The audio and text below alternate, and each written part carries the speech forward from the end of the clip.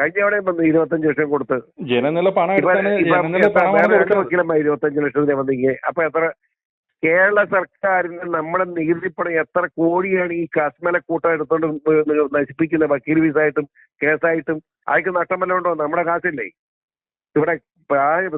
Pension കൊടുക്കാൻ കാശില്ല എന്ന് മാത്രമോ? പെൻഷൻ കിട്ടാതെ മനുഷ്യൻ ആത്മഹത്യ ചെയ്യുക. സാറേ, കർണാടക ഹൈക്കോടതിയുടെ വാദം പൂർത്തിയായിരിക്കും എസ്എൽഒജി എസ്എഫ്, അതായത് വീണ വിജയനോട് ചോദ്യം ചെയ്യാൻ ഹാജരാൻ പറഞ്ഞിട്ടുണ്ട്, രേഖകളെല്ലാം കൊടുക്കാൻ പറഞ്ഞിട്ടുണ്ട്. അപ്പൊ വീണ വിജയനെ പൂട്ടുകയാണ് കർണാടക ഹൈക്കോടതി. അതായത് ദൈവം തമ്പുരാന്റെ കളിയാ ഇതൊക്കെ. ദൈവം തമ്പുരാൻ പരിവനാ. കട്ടും മോട്ടിച്ച് നടന്നേച്ച് കോടതി പോയി രക്ഷപ്പെടാൻ നോക്കിയാൽ നടക്കുക തെളിവായത്. കേരള ഹൈക്കോടതി മുമ്പിൽ ബെഞ്ച് അതിന് കേസാ. അവിടെ ഇരിക്കുമ്പോഴാണ് അവരെ നേരെ കർണാടക ഹൈക്കോടതി കൊണ്ട് കേസ് കൊടുത്തത്. അത് തന്നെ മോശമല്ലേ?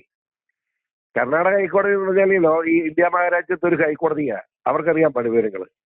എന്ത് പറ്റിയ അർത്ഥം എന്താണെന്നറിയോ? വീണയ്ക്കും പിണറായി വിജയനെ പറ്റി ഏറ്റവും വലിയ അബദ്ധം ഇനി അപ്പീലേക്ക് പോകാൻ പറ്റുകയില്ല.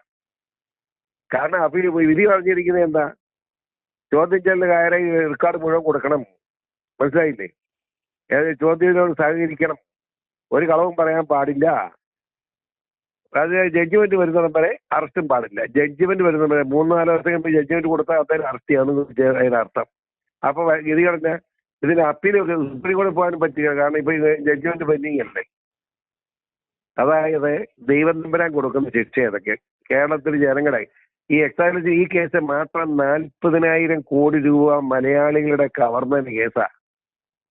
മോട്ടിച്ചന്റെ കേസാ. മനസ്സിലായില്ലേ? അതൊന്നും ദൈവം തമ്പുരാൻ വിടുകയില്ല. ഇതൊക്കെ ജയിലിൽ പൊക്കോളും. കാണാൻ നമുക്ക് ധൈര്യമായിട്ടിരിക്കും. ഇതായിരിക്കും. അല്ല, ഈ ചോദ്യം ചെയ്യലിന് ഹാജരാകുമ്പോഴും പാർട്ടി വീണ വിജയൻ സംരക്ഷിക്കുമോ? ചോദ്യം ചെയ്യലിന് പോകണ്ടെന്നെല്ലാം പറയുമോ നീ പാർട്ടി? ഇതേ കമ്മ്യൂണിസ്റ്റ് പാർട്ടിയെ പറയുന്നത് കേൾക്കാല്ലേ? ഹൈക്കോടതി പറയുന്നത് കേട്ടില്ലെങ്കിലേ പാർട്ടിയും കാണുകയില്ല, പാർട്ടിയുടെ കുന്തവും കാണുകയില്ല. അതൊക്കെ തന്നെ വരേണ്ടി വരുമല്ലോ ഈ വിവരം കേട്ടന്മാരുമ്പോ. പാർട്ടിക്ക് എന്താണ് ആ കോടിയേരിയുടെ മകന്റെ കേസ് വന്നപ്പോ എന്നാ അത് കോടിയേരിയുടെ അത് മകന്റെ കേസാ. ബിനീഷിന്റെ ആ കേസ് വന്നു പറഞ്ഞാൽ സദാ കോടിയേരി പാർട്ടി സ്ഥാനം രാജിവെച്ച് പിന്മാറുകയാണ്. ഇത്രയും അഴിമതി, സ്വന്തം കുടുംബത്തിനെ പറ്റി ഇത്രയും അഴിമതി ഉണ്ടായിട്ടും കേരള മുഖ്യമന്ത്രിക്ക് എനിക്കൊരു അനുഭവമില്ല. എന്റെ കൈകൾ ശുദ്ധമാണ്. കൈ ശുദ്ധമാണെന്ന് പറഞ്ഞാൽ അന്വേഷണം വേണ്ട തടകൾ ഹൈക്കോടതി പോയി കർണാടകത്തോട്ട്. ഇന്ന് കേരള ഹൈക്കോടതി ആരാന്നറിയാവോ? വക്കീല് വൈദ്യനാഥ് 25 ലക്ഷം രൂപ അവർക്ക് സിറ്റിങ്ങിന്. കഴിഞ്ഞ എവിടെയും വന്നു 25 ലക്ഷം കൊടുത്ത്.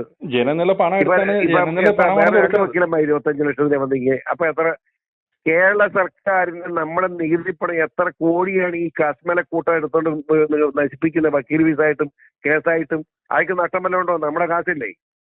ഇവിടെ പെൻഷൻ കൊടുക്കാൻ കാശില്ല എന്ന് മാത്രമോ? പെൻഷൻ കിട്ടാതെ മനുഷ്യൻ ആത്മഹത്യ ചെയ്യുക. നെല്ലിന് വില കിട്ടുന്നില്ല. നെല്ല് കർഷകരുണ്ട്, അവന് നെല്ലിന് വിലയില്ല. ധനമന്ത്രി പറഞ്ഞ കേന്ദ്രം പൈസ എന്നാൽ പെൻഷൻ അടുത്ത ദിവസം കൊടുക്കാന്ന് പറയാണ്. കേന്ദ്രം എങ്ങനെയാണ് കൊടുക്കുക? കേന്ദ്രം വല്ലതും തരാനുണ്ടോ ചോദിച്ച?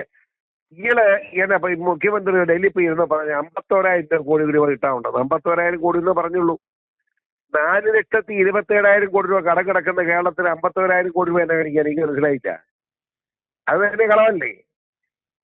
നിർമ്മലാ സീതാരാമൻ അന്തസ്സായിട്ട് വർത്തമാനം പറഞ്ഞല്ലോ, നിങ്ങൾക്ക് തരാനുള്ളത് 3,100 കോടി രൂപയാണ്, അത് ഇപ്പൊ തരാം.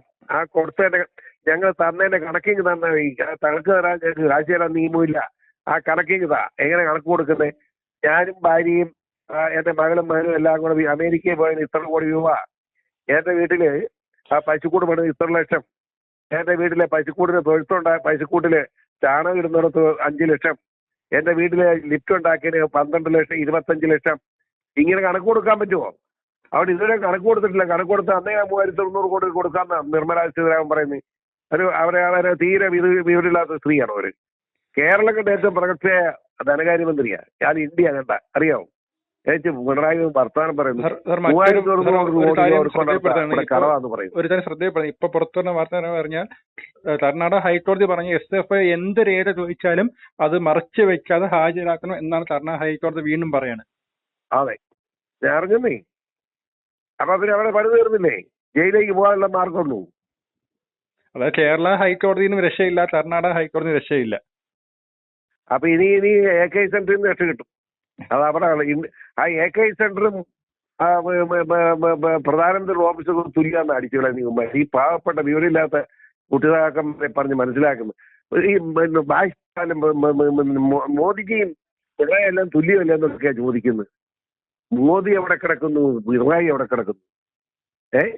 മുഴുവൻ വോട്ടിനും പിടിച്ചു പറിച്ച് കേരളത്തിന്റെ ഇന്ത്യയിലെ ഏറ്റവും വലിയ സ്റ്റേറ്റും ചെറിയ സ്റ്റേറ്റ് കേരളത്തിന്റെ മുഖ്യമന്ത്രിയും ഇന്ത്യ എന്ന് പറയുന്ന മഹാരാജ്യത്തെ പ്രധാനമന്ത്രി തുല്യമാണെന്ന് പറയുന്ന ഈ വിവരം കേട്ട സഹാക്കന്മാരോട് ഞാൻ എന്ത് മറുപടി പറയാന്? അല്ല ഈ പാർട്ടി സഹത്തലാവെന്ന് പറയാൻ വീണ വിജയൻ അറസ്റ്റ് ചെയ്യുന്നത് SFI ഇന്നും കോടതിയിൽ പറയും നമ്മളെ അറസ്റ്റ് ചെയ്യുന്ന ഇദ്ദേഹം പറഞ്ഞിട്ടില്ല, ചോദ്യം ചെയ്യാൻ മാത്രമേ വിളിക്കുന്നുള്ളൂ. പിന്നെ ഇവരെന്താണ് അറസ്റ്റ് ഇത്ര വായിക്കുന്നത്? SFI അവര് ഒരു കാരണവശാലും അറസ്റ്റ് ചെയ്യുന്നവർ പറഞ്ഞിട്ടില്ല. അപ്പൊ പിന്നെ എന്ത് ചോദ്യം ചെയ്യാൻ പാടില്ലെന്ന് പറയുന്നത്? ഇവരുടെ പിണറായി 2 കൈയും പൊക്കി എന്റെ കൈ പരിശുദ്ധമാണെന്ന് പറഞ്ഞു. അങ്ങനെ പരിശുദ്ധമാണ്. പിന്നെ എന്തിനാ കർണാടക ഹൈക്കോടതിയിലോട്ട് പോയത്? എന്തിനാ കേരള ഹൈക്കോടതി ജഡ്ജിമാരുടെ ഒട്ടും വിവരമില്ലാത്തവന്മാരും വൃത്തികെട്ടവന്മാരാണോ കേരള ഹൈക്കോടതി ജഡ്ജിമാര്? ഇന്ത്യയിലെ ഏറ്റവും മാന്യന്മാരായ ജഡ്ജിമാരിക്കുന്ന സ്ഥലമാണ് കേരള ഹൈക്കോടതി, അറിയാമോ? ആ ഹൈക്കോടതിക്ക് അവമതിപ്പുണ്ടാക്കാനാണ് നോക്കുന്നത്. വൃത്തികെട്ടവൻ ഇലപ്പറിച്ച് മുഖ്യമന്ത്രിയൊക്കെ കേരളത്തിന്റെ കഷ്ടകാലം അല്ല എന്താ? എന്തായാലും വീണ വിജയൻ കേരളത്തിലെ ജയിലിലേക്ക് കിടത്താൻ ബാധ്യത ഉണ്ടെന്ന് തോന്നുന്നു. സംശയം വേണ്ട. അവിടെ എന്നെ കൊണ്ട് ഇഷ്ട ജയിലുണ്ടോ? എന്നെ ഒരു ദിവസം കിടത്തിട്ട് ഞാൻ ഇറങ്ങി പോന്നു.